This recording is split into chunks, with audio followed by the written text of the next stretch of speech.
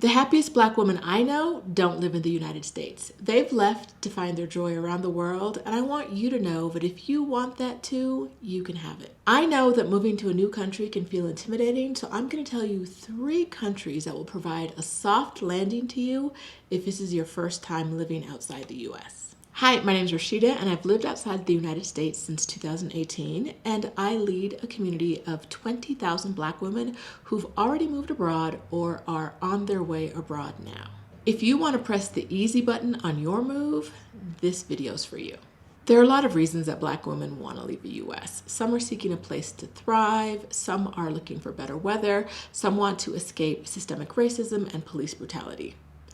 But regardless of why you want to go, there's a place that you can call home. A place you can thrive without apology. And today I'm going to explore 3 countries that will make it easy for you. All right, here's my disclaimer up front. I'm not saying that these 3 cities are perfect for you because I can't. I don't know you. I'm saying that these are 3 cities that the transition from the US tends to be easier than some other places around the world. So, for example, I live in Mexico City. I've lived here for about 5 years. I love it here. It is my place on earth. But I would never call the transition here easy, so it's not on this list. But first, recently Queen of DC posted a video called Election Aftermath: 3 countries where Black women feel welcome. Her video is a must watch, but all 3 of her cities are in Asia. And personally, I feel like Asian cities don't tend to be that soft of a landing for a variety of reasons that I'll get into in this videos.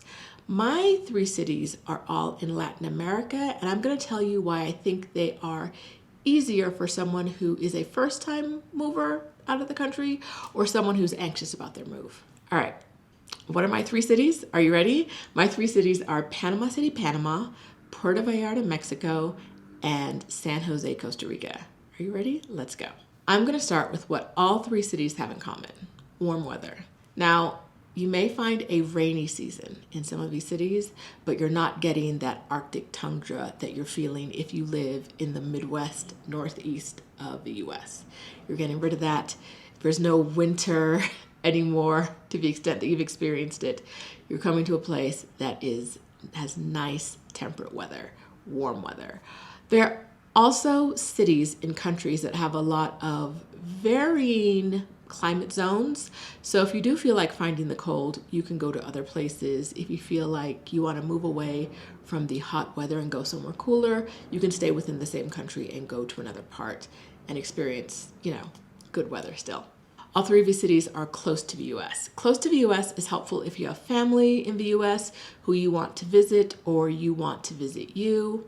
Great choices. It's also good if you work remotely and you work in US time zones. If you need to speak to people in US time zones, being in this side of the world is a lot easier than being in other parts because you don't have to wake up at 1 a.m. for a meeting. Spanish is spoken in all 3 of these countries. Now, if you don't speak Spanish, you're going to be like, why is that a plus? But let me tell you, it's a plus because Spanish is spoken in a lot of countries around the world.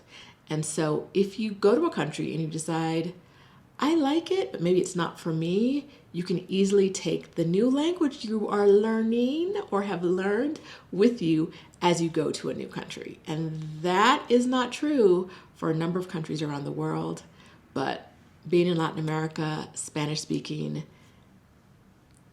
small differences from country to country, but you will be understood if you learn basic Spanish. Also, there's a fair bit of English spoken in all of those cities. And so if you are someone who hasn't learned Spanish yet and you're still working through your English or your Spanglish, someone close by will understand you when you're speaking English. That doesn't mean don't learn Spanish. It means easier landing than going to a place like Vietnam if you don't speak Vietnamese. All 3 of these countries have a sizable community of Black American expats that can help you feel comfortable and a little bit more at ease and at home when you move there. Another good thing about these 3 cities, familiar infrastructure. For example, if you want to drive, these are all cities where driving is going to feel familiar. They're not chaotic on the road. Not too chaotic on the road. Things won't feel so different. You're going to have all of the comforts of home in these cities. Okay, now I'm going to talk about the individual cities and what is working for each of them. First, I'm going to start with Costa Rica. San Jose, Costa Rica is not a beach city. In fact, it's not even a very pretty city. But if you like good infrastructure, if you like to live in a town and go to a beach, if you like to blend in with the local population, which is more true on the east coast of the country than in San Jose, but it can happen to you wherever you go. This is a good choice for you. Moving on to Puerto Vallarta, beach life. People love it. You can generally stay in Mexico for 6 months at a time. Your mileage is going to vary on this one. It depends on what the immigration officer or the immigration machine tells you when you enter the country, but that is generally what happens if you're traveling on a U.S. passport. So it's a great place for you to go and kind of check things out for the long term or move temporarily, which is always an option for you. It also has good infrastructure and kind people, great Black community out there. I love it there. And it's one of the cities I would consider living in if I was interested in living at the beach, but I'm not. I'm a city girl. Now on to Panama. Panama has a lot of pluses. As I was writing this list, I was like, oh, Panama, she's sounding good. Okay, let's talk about this. All right, first of all, as far as soft landing goes, I actually think this might be my number one as far as soft landing goes. Pros, they use the US dollar there. So if you don't feel like doing the math every time you want to purchase something or pay a bill, Panama's a great choice because US dollars are very, very widely accepted. They have a good visitor visa, but if you want to get their retirement visa, now keep your ears open for this one, please. If you want to get the retirement visa, unlike a lot of countries, you can get the retirement visa at 18 years old. What you need is $1,000 a month in some kind of guaranteed income. That could be a pension, which is why it's a pensionado visa. It could be any kind of disability payments that you're guaranteed. And a lot of people who go there are getting $1,000 or more a month of disability payments from the military. And this transitions to my next point. One of the great things about Panama is if you're in the military. Now, I don't fully understand this. Walk with me real quick though. If you're in the military, you can get your military medical treatment in Panama City. I have heard people say this to me. I have seen it online. I know people in the military who were in the military who are now, retired or discharged, I don't know, who are getting medical treatment in Panama using their military medical benefits. I don't know the right words for this, but it's happening. People are down there doing it. So if this is you, if you are in the military, if you have more than $1,000 a month in, disability payments from the military, check out Panama. You only have to be 18 to get that pensionado visa.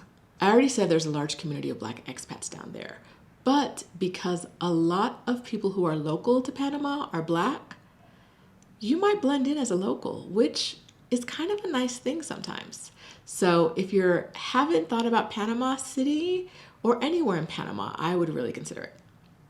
So I know that's a lot to consider, but those are 3 cities that will make your transition from the US a little bit easier. If you don't know where you personally should move to, I've got a recommendation for you.